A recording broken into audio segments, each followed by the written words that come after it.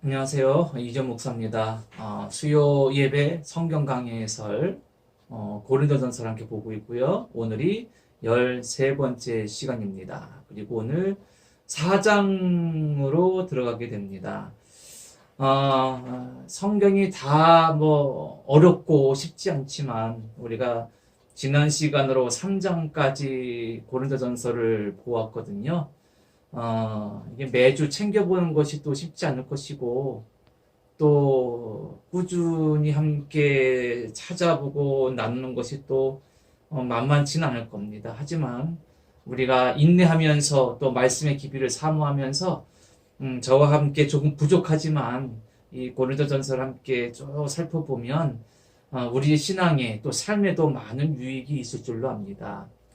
특히나 또 고린도전서는 삶의 문제, 또 신앙생활의 문제를 구체적으로 우리에게 또 제시해주고 말해주고 또 교훈주고 있기 때문에요.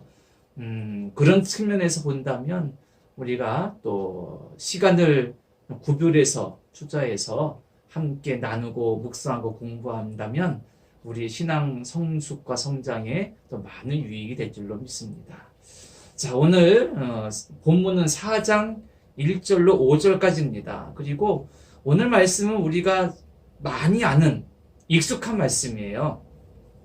제가 한번 먼저 읽어드리겠습니다. 4장 1절로 5절입니다. 사람이 마땅히 우리를 그리스도의 일꾼이요 하나님의 비밀을 맡은 자로 여길지어다. 그리고 맡은 자들에게 구할 것은 충성이니라. 너희에게나 다른 사람에게나 판단받는 것이 내게는 매우 작은 일이라. 나도 나를 판단하지 아니하노니 내가 자책할 아무것도 깨닫지 못하나 이로 말미암아 의롭다함을 얻지 못하노라. 다만 나를 심판하실 이는 주시니라. 그러므로 때가 이르기 전 곧 주께서 오시기까지 아무것도 판단하지 말라. 그가 어둠에 감추인 것들을 드러내고 마음의 뜻을 나타내시리니 그때에 각 사람에게 하나님으로부터 칭찬이 있으리라. 아멘. 4장은 어떤 내용이냐 하면 바울이 지금 고린도 교회의 여러 문제들 중에 첫 번째로 다루고 있는 문제가 파당의 문제였죠. 나는 바울파, 아볼로파, 게바파, 그리스도파 이렇게 파당을 나누어서 분열하여서 교회 내 갈등이 심각하게 일어나게 되었습니다. 그 문제를 다루고 있는데 사장에서도 연속하여 그것을 다루고 있습니다. 그런데 사장에서는 조금 바울의 논조가 좀 달라져요. 오늘 본문 말씀은 조금 덜하지만 이유를 읽어가면 읽어갈수록 바울의 어떤 논조, 그의 감정을 생각한다면 좀 톤이 조금 강해지고 좀 격앙되어지고 있습니다. 왜냐하면 그것은 아마도 이 고린도 교회 성도들이 우리가 보아온 대로 분열의 문제를 일으켰는데 그들이 바울이나 아볼로나 게바 같은 사도들을 각 분파의 지도자로 막 생각하면서 추종하지 않았습니까? 그러면서 다른 분파의 지도자, 그러니까 내가 바울파라면 아볼로파의 아볼로를 막 비난했다는 겁니다. 그리고 아볼로파라면 또 바울을 막 비난하고 공격하고 그의 신상을 문제 삼기도 하고 그랬다는 거예요. 때문에 바울은 적어도 이 문제를 해결하기 위해서 몇 가지 어떤 봉착한 해결 지점들이 있습니다. 갈등 문제도 해결해야죠. 지금 파당지어서 서로 갈등하고 있으니까요. 그걸 해결해야 되겠고, 또 그 다음에 보면 자신에 대한 비난과 공격까지도 있는 상황이니까 거기에 대해서 변증도 해야 되겠고, 또 나아가서는 그렇게 서로 싸우고 다투는 고린도 교인들을 책망하여서 또 올바른 신앙의 길로 인도도 해야 되겠고, 그러니까 여러 가지 복합적인 문제들이 바울에게 있는 겁니다. 그것을 답하기 위하여서 사장을 읽어보면 논조가 좀 강하다. 그런 것을 우리가 보게 된다는 겁니다. 그래서 개인적으로는 오늘 사장을 쭉 읽어볼 때에 갈라디아서가 생각이 납니다. 갈라디아서 논조가 아주 강하거든요. 왜냐하면 바울의 적대자들과 또 갈라디아 교회 성도들의 모습 가운데에 바울이 화가 나는 일들이 많았기 때문입니다. 그런 부분이 좀 느껴지기도 해요. 그 부분을 좀 참조하시고 사장을 시작했으면 좋겠고요. 오늘 말씀에서 첫 번째로 봐야 될 부분이 뭐냐면 바울의 1절에서 사람이 마땅히 우리를 이렇게 표현하고 있습니다. 우리는 누굴까요? 당연히 지금 성경으로 보자면 바울, 아볼로, 게바 이런 사람이겠죠. 파를 지으면서 그 파의 어떤 지도자로 무슨 철학자 중에 선생같이 바울을 세워서 나는 바울 좋다, 아볼로 좋다 그런 것 아닙니까?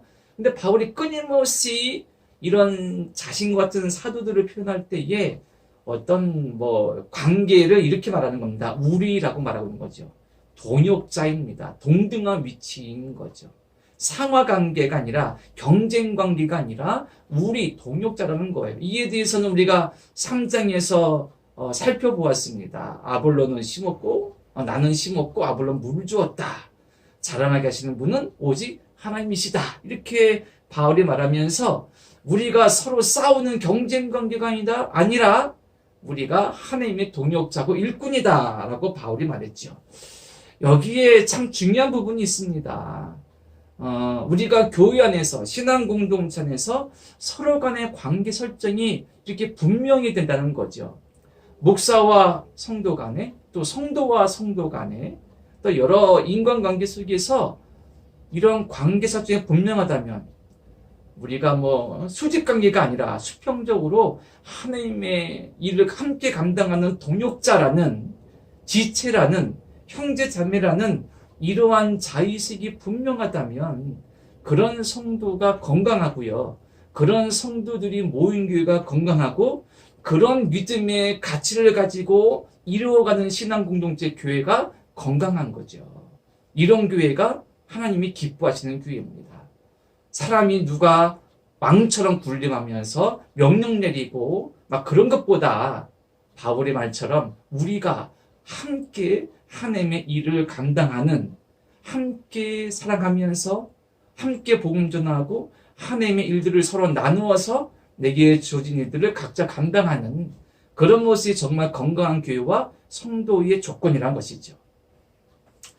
자, 그리고 오늘 말씀에서 두 번째로 볼 것은 뭐냐면 이 바울이 자신 같은 사도를 표현하는 두 가지의 표현을 씁니다.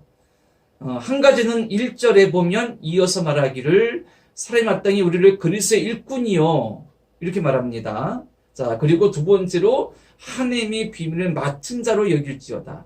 두 가지의 명칭을 말해요. 그리스도의 일꾼 그리고 하나님의 비밀을 맡은 자입니다. 자, 일꾼, 그리스도의 일꾼이라고 그랬습니다. 이 원어로 본다면, 그러니까 헬라어로 본다면 일꾼에 해당되는 말이 뭐냐면요, 휘페레테스라는 말입니다. 그런데 이 말의 의미는 뭐냐면 겔리선의 노를 접는 사람이에요. 우리가 고대 로마 시대나 그 시대 배경으로 영화를 찍은 것을 보면 그 당시에는 노를 젓어서 배가 갔잖아요. 돛이 있고 그리고 노를 젓는 사람이 있습니다. 노를 젓는 대부분의 사람들은 노예죠. 이런 배를 겔리선이라고 부릅니다. 우리가 유명한 배너 같은 영화에 보면 그 겔리선이 나오잖아요. 그 바울이 말하는 그리스도 일꾼에서 일꾼이 바로 이 겔리선의 노를 짓는 사람이에요. 노를 짓는 사람. 근데 우리가 이미 알다시피 이 노전들이 얼마나 힘듭니까? 너무 극한 노동이거든요. 너무 힘든 일이고요. 노예가 할 수밖에 없는, 죽어나가면 버리고 소모품에 불과한 인간이 아니라 그런 존재 아닙니까? 그러니까 바울이 사용하고 있는 일꾼의 의미가 그런 거예요. 그래서 어떤 학자는 바울이 일꾼이란 단어를 노자비로 사용했다는 것에 착안해서 바울이 이런 그림을 그리고 있는 것이 아닌가. 그러니까 예수께서 그 배에 항로를 가르쳐주고 정하고 일러주는 선장 키잡이라면 바울은 배가 실제로 나가게 하는 일을 맡은 명령받아 일을 하는 그런 존재다. 이 그림을 바울이 그리고 있는 것이 아니냐. 이렇게 해석한 사람도 있다는 거예요. 여기에 의미가 있는 것은 뭐냐 하면 우리 주님께 당신의 일을 할 일꾼이 사람이 필요하다는 겁니다. 노를 젓는 하찮은 일 그런 부분이 아니라 주님께 분명히 일할 일꾼이 필요하다. 이상하게 우리가 아는 것처럼 하나님께서는 당신께서 직접적으로 모든 것을 다 하실 수 있음에도 불구하고 우리 사람을 통해서 당신의 일을 이루어 가시기를 원하시고 기뻐하시거든요. 예수께서도 마찬가지입니다. 하나님의 아들이신 예수께서 이 땅에 오셔서 제자를 부르시고 택하시고 그들을 양육하시고 그들에게 복음 전파의 사역 맡기시고 그들의 믿음의 전통을 물려받은 우리들도 우리의 주어진 삶의 자리와 교회에서 또 우리에게 주신 일들을 감당하는 거죠. 주님께서 우리를 필요로 하신다라는 사실입니다. 이것을 바울이 그리고 있는지도 모른다라는 거죠. 그렇게 생각한다면 참 우리에게도 큰 유익이 되고 은혜가 되고 도전이 된다는 거죠. 자, 그 다음 바울이 자신을 표현하는 두 번째 말은 하나님의 비밀을 맡은 자입니다. 맡은 자. 이 맡은 자는 청직이에요. 그러니까 이 한 노예, 어떤 주인의 종이 그 주인의 집의 살림살이나 모든 부분들을 관리하는 것, 책임져서 관리하는 사람이 이 청직이거든요. 그러니까 바울이 자신과 아볼로나 게바 같은 사람들의 역할이 뭐냐면 주인의 집의 재산을 관리하고 보존하고 지키고 운영하는 그런 존재다라는 겁니다. 자, 그러면 바울이 자신과 같은 사도들의 어떤 모습을 노를 젓는 일꾼 그리고 주인의 집의 재산을 관리하는 청지기로 묘사했습니다. 공통점은 뭐냐면요, 둘 다 노예라는 거예요.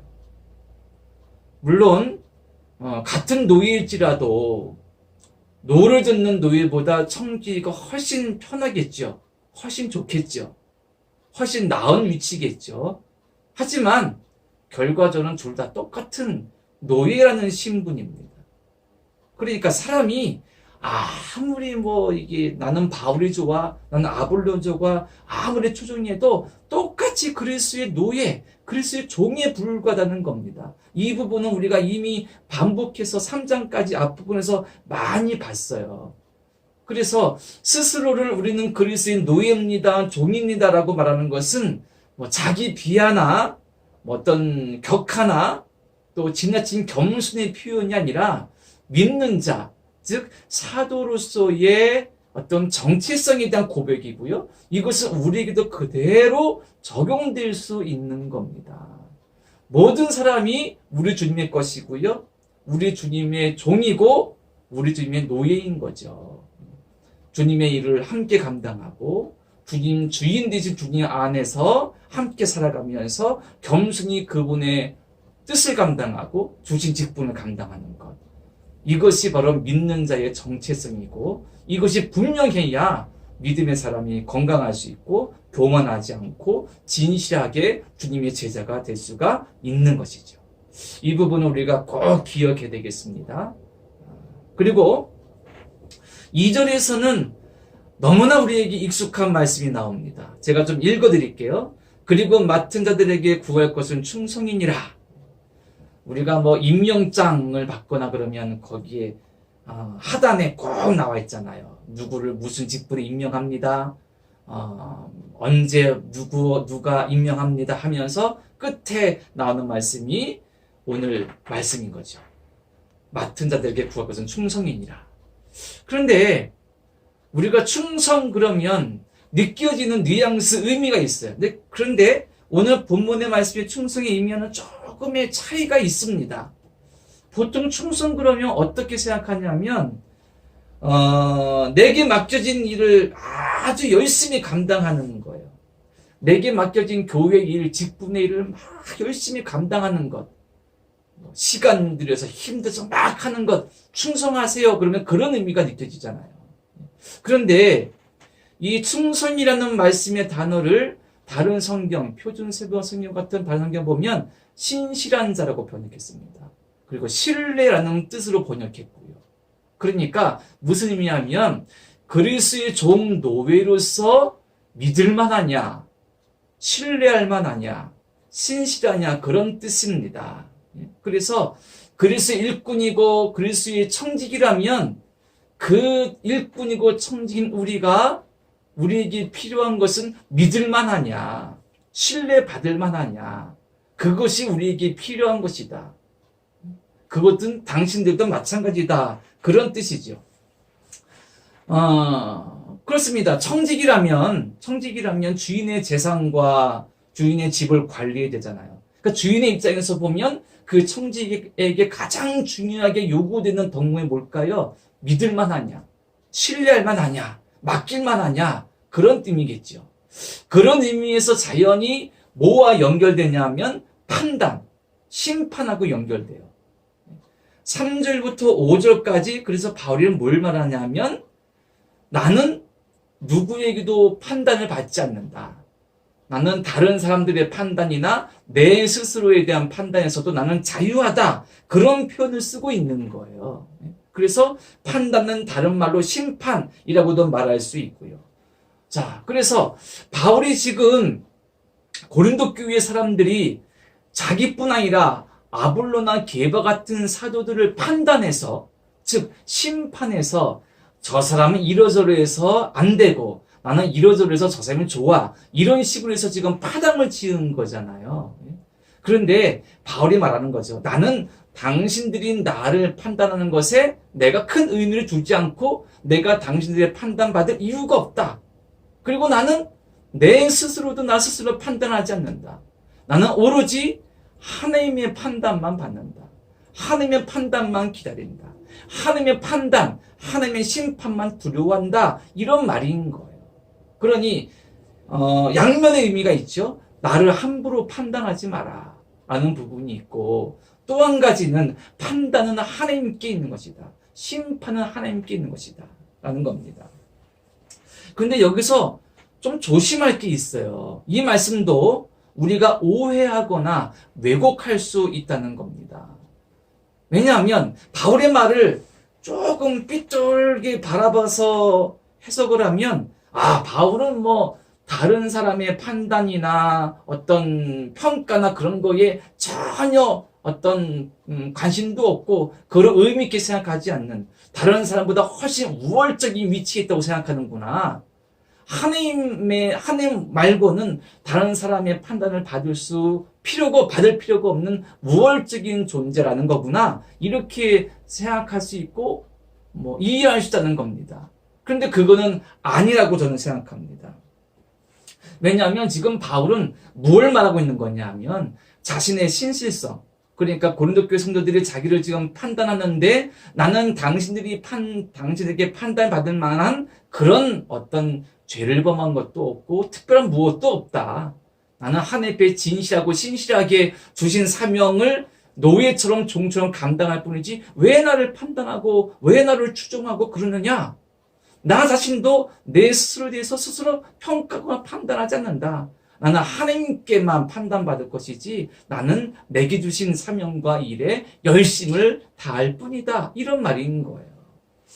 자, 이렇게 이해를 해야 되는데 잘못 이해해서 나는 다른 사람의 판단을 받을 필요가 없어, 하나님만이 나를 판단하실 것이야, 이렇게 우월적으로 교만하게 생각한다면, 그리고 그것이 우리의 어떤 신앙이나 우리 신앙 공동체에 들어온다면 위험하게 됩니다.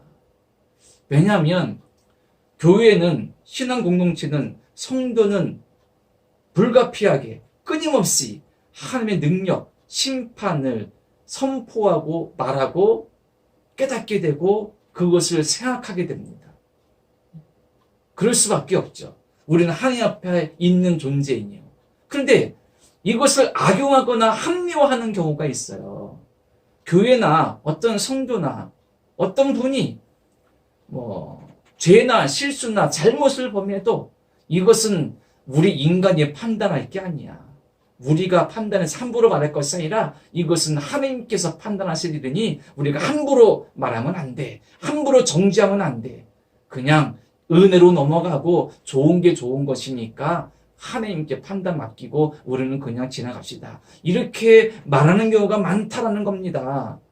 이건 일종의 합리화라는 거죠. 잘못된 겁니다. 하나님께서 심판하실 것이니 인간은 가만히 있어야 된다. 여기서 뭐가 나오냐면은 심각한 하나님 앞에 죄가 나타날 수가 있어요. 그리고 무책임하게 잘못된 것과 죄를 방치하거나 그냥 아무런 문제제기 없이 깨달음 없이 그냥 방임하는 실수를, 죄를 범할 수 있습니다. 그래서 교회에 문제가 생길 수 있고 신앙에 문제가 생길 수가 있다는 겁니다. 만약에 바울이 이러한 우월적인 입장에서 교만하여서 나는 하나님밖에 나를 판단하실 분이 없어 이런 생각이었다면 바울이 고린도전서를 쓸 필요가 없는 거죠. 고린도 교회에 있는 문제들을 자기가 판단할 수 있는 위치가 안 되니까요. 그런 의미가 아니라는 겁니다. 믿는 자뿐 아니라 교회는 이런 측면에서 분명히 책임이 있는 거죠. 사명감이 있어야 되고 책임감이 분명히 있어야 됩니다. 내게 주어진 삶에 분명한 책임의식이 있어야 되겠고, 그리고 내게 맡겨진 직분에 분명한 책임을 다해야 되겠고, 그리고 내 삶에, 그리고 내 사명에 내가 섬기는 교회에 대한 책임이 분명히 있다는 겁니다. 그것을 감당할 수 있는 깨닫는 성도가 되었다는 사실이죠. 이 판단과 심판의 문제는요, 이제 시각을 달리하면 이런 측면도 볼 수가 있어요. 타인을 함부로 심판하거나 판단하면 안 된다는 사실이죠. 이것도 문제를 일으킬 수 있는 가장 위험한 요소가 아닙니까? 남을 함부로 판단한 거죠. 하나님의 관점, 예수님의 사랑의 관점, 그리고 믿음과 신앙의 관점이 아니라 사람의 어떤 이기적인 그리고 탐욕적인 죄의 본성에 이끌리는 그것에 따라서 다른 사람을 판단한다면 문제가 분명히 생기고요. 영혼이 병들게 되고 영혼이 죽을 수밖에 없습니다. 고린도 교회 문제가 그런 겁니다. 믿음과 신앙의 관점에서 사람들을 보는 것이 아니라 인간적인 관점에서 사람들을 봐요. 바울과 아볼로와 게바를 보니 당을 짓게 되고 싸우게 되고 거기서 심각한 분란이 일어나게 되는 겁니다. 자, 그 때문에 바울이 말하는 3절에서 5절까지 말씀 가운데 우리가 깨달을 것은 한 가지는 뭐냐면 우리도 함부로 타인을 판단하지 말라. 하나님께서 판단하실 것이다 라는 것입니다. 인간적인 생각으로 함부로 판단하여서 문제를 야기하고 상처를 주고 거기서 갈등이 일어나서 하나님 영광 가는 일을 우리가 함부로 해서는 안 된다라는 사실입니다. 그래서 다른 사람에 대한 판단과 비판을 조심해야 되겠고요. 사람에 대한 문제뿐 아니라 어떤 상황과 사건에 대한 문제도 판단을 잘해야 되는 것이죠. 하지만 불가피하게 인간의 삶 속에 있는 판단이 분명히 필요할 때가 있습니다. 교회도 마찬가지고요. 분명히 뭔가의 어떤 판단과 결정이 필요할 때가 있거든요. 필연적입니다. 불가피합니다. 그래서 우리는 뭐 해야 되냐면 잘 판단할 수 있도록 올바른 판단을 할 수 있도록 하나님께서 원하시고 하나님께 합당한 것을 깨닫고 올바로 분별할 수 있도록 우리는 기도해야 되는 겁니다. 그리고 더 깊이 묵상해야 되고요. 더 깊이 하나님을 삼아야 되겠고 하나님 주신 지혜를 간절히 기도하고 삼아야 된다는 사실입니다. 그렇지 않으면 우리가 잘못 판단하고 그냥 인간의 생각과 본능적으로 바라보게 되어서 공동체에 해악을 끼치고 영혼에게 상처를 입히는 그런 실수와 죄를 반복할 수밖에 없다는 거죠. 이 고린도 교회처럼요. 그래서 이렇게 올바른 믿음의 시각과 지혜로 잘 판단할 수 있고 분별할 수 있는 지혜와 믿음이 있는 성도가 건강한 성도이고요. 그런 성도들이 모인 교회, 그리고 그렇게 하나님께 합당한 믿음의 시각과 그리고 사랑의 믿음으로 판단하고 분별하고 그리고 하나님 뜻을 위해서 함께 나가는 교회가 정말 하나님이 기뻐하시는 교회가 되고 건강한 교회가 되는 것이죠. 자, 이러한 은혜가 우리 개인에게도 또 우리 교회에게도 가득 넘쳐서 진정 하나님께 영광되는 또 하나님께 칭찬받을 수 있는 우리들이 되기를 간절히 바랍니다. 자, 정리해 볼까요? 자, 먼저 바울이 우리는 그리스도의 일꾼이고 하나님의 비밀을 맡은 자라고 했습니다. 동역자라는 의미, 그리고 노예, 종이라는 의미에서 우리의 스스로에 대한 것을 바라보고 또 교회 공동체가 어떻게 건강해지는가를 생각하면서 동역자, 동등한 동역자, 그리고 주님의 일꾼으로서의 의미를 되새기기를 바랍니다. 더불어서 믿을 만한, 충성된 일꾼, 믿을 만한, 신뢰할 만한 일꾼 되기를 사모하시고 그런 성도로 우리 주님께 쓰임받기를 간구하시고 또 날마다 믿음의 결단을 이루시기를 간절히 바랍니다. 하나님의 심판을 판단을 두려워하되 내가 하나님께 칭찬받는 성도대로 더욱 힘써야 되겠고요. 함부로 타인을 판단하고 재단하여서 그 영혼을 아프게 하고 또 시험 들게 하며 성도뿐 아니라 교회 공동체, 신앙 공동체를 흔들리게 하는 그런 실수를 범하지 않도록 우리가 더욱 믿음의 깊은 지혜와 신앙을 깨달을 수 있도록 더욱 성숙해가는 우리 되도록 더욱 힘쓰고 기도하는 우리 모두가 되도록 힘써야 될 줄로 믿습니다. 자, 잠깐 기도하겠습니다. 하나님 아버지, 오늘도 말씀을 통하여서 우리의 믿음과 또 삶을 함께 뒤돌아보며 또 믿음으로 살기를 다시 한번 결심합니다. 우리가 주님의 일꾼으로 주님의 청지기로 온전히 쓰임받게 도와주시고 믿을 만한 성도 되어서 충성할 수 있는 성도 되어서 또 주님의 기쁨 되도록 인도하여 주시옵소서. 하나님의 심판과 판단 하나 있음을 늘 기억하게 하시고 그것을 두려워하며 또 한편으로 기대하며 우리가 주님께 영광 드리게 하시고 우리 또한 성숙한 믿음으로 함부로 판단하지 아니하여서 영혼을 사랑하고 우리가 속한 신앙 공동체를 사랑하며 하나님의 영광을 드러내도록 역사하시고 인도하시고 도와주옵소서. 예수님의 이름으로 기도드립니다. 아멘. 감사합니다. 이번 주간에는 설 명절이 있죠. 복되고 기쁜 설 명절 되시고요. 코로나19 가운데서도 또 어려움이 있지만 우리 주님의 은혜가 각 가정마다 넘치시기를 간절히 바랍니다. 감사합니다.